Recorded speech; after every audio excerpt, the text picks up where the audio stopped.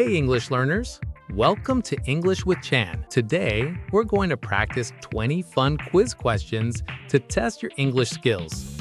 But before we start, let's take a quick look at something very important: the difference between is and are. Don't worry, it's simple. Both is and are come from the verb to be. They describe a state or condition. The key difference: it depends on who or what you're talking about. So, when to use is? Use is with 1. Singular nouns, one person or thing. Examples: the dog is cute, only one dog. My phone is new, one phone. The teacher is kind, a person. 2. He, she, it. He is tall, she is happy, it is cold today. This, that. This is my car. That is expensive. When to use are?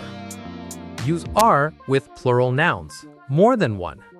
The dogs are cute. My phones are new. The teachers are kind. 2. You, we, they. You are smart, even for one person. We are ready. They are busy. 3. These, those.